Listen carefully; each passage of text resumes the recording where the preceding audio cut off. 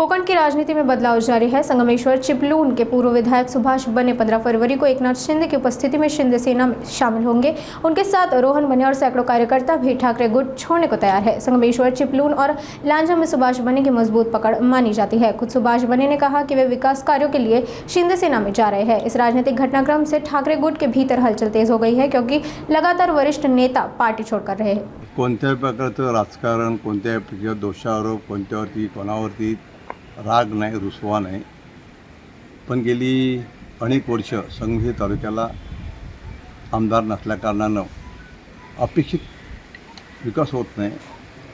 उदाहरणार्थ कुंडी गोठणे घाट आहे, दायरी निवळी घाट आहे, आमच्या कर्जई भातगाव ब्रिज आहे, ही सगळी कामं मंजूर आहेत, मोठी कामं आहेत। ज्या कामाच्या रूपानं जर संगमेश्वर तालुक्याचा विकास होत असेल तर आपण विकास कामासाठी शिंदे साहेबांकडे आम्ही गेलो। मला धन्यवाद द्यावे लागतील उदय सामंत साहेबांना, त्यांनी मला घेऊन शिंदे साहेबांकडे गेले आणि शिंदे साहेबांनी माझं म्हणणं ऐकून घेतलं। त्यांनी कोणत्या प्रकारचे आडवे न घेता मला पक्षात प्रवेशाची भूमिका स्वीकारलेली आहे। लवकरच आपला प्रवेश होईल आणि संपूर्ण तालुक्यातले माझे कार्यकर्ते आहेत, मी एकटाच नाही आहे।